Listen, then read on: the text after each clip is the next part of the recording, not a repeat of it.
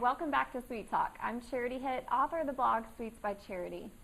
Now, one of the most common questions I get is, how do I make cake pops? They look like they're difficult, they may seem impressive, but honestly, cake pops are one of the easiest and least expensive desserts that you can make that are still a lot of fun and definitely a crowd pleaser. So today I want to show you just how easy it is. What you're going to start with is just a box of cake mix. It could be any flavor you want. If you want strawberry, vanilla, chocolate, doesn't matter, it's up to you. Just prepare it how you do on the box as normal and then let it cool. Now once it's cooled, you want to take it and crumble it up. Then what you're going to do is you're going to take a can of frosting and you're going to add about 2/3 of that can to your bowl. You want to mix it all up until you really have a dough-like consistency. Now you don't want to get too much of that frosting. If you do, it's really going to be hard for the cake balls to stick together. So it's best to start off small and add more frosting as you go if you need it. So you just want to take that dough into those small pieces and you want to keep rolling.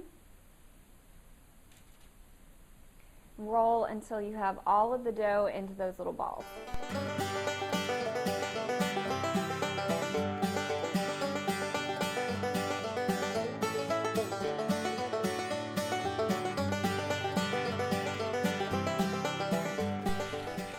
Okay, so once you're done with those, you want to melt a few of your Wilton's candy melts. Now you don't want to do anywhere near all of them, just enough to coat the ends of these sucker sticks. And what you're going to do is you're going to take your sucker stick and you're going to swirl it around in those melted candy melts. Then you're going to pick up one of your cake balls and you're going to insert it just halfway through. Then you want to just lay it down.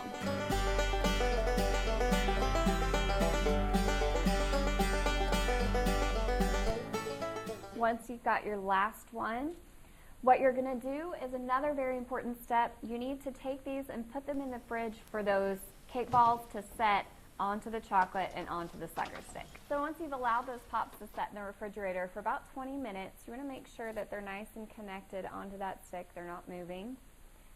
And you want to melt the rest of your Wilton's candy melts at about 30-second intervals in the microwave. You want to make sure it's nice and creamy, but you don't want them to burn. So stir after every 30 seconds.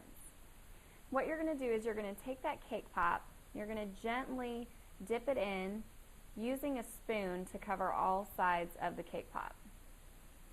You don't want to do it too rough, otherwise it's going to fall off the stick, it's not going to be even, they're not going to look good. You want to make sure to do it smoothly. Then you're going to set it right there on your styrofoam to dry. Sprinkle it if you like, with just a few sprinkles to make it a little bit prettier. And then move on to your next one. Just repeat that process with the rest of your cake pops and you have a simple, easy, and delicious dessert that's sure to impress. You can get as creative as you want with it. Wilton's has tons of colors of candy melts. You can do whatever flavor cake mix that you like, and if you want to get creative and decorate it, it's all up to you. For more tips and tricks on cake pops, head over to my blog at sweetsbycharity.com.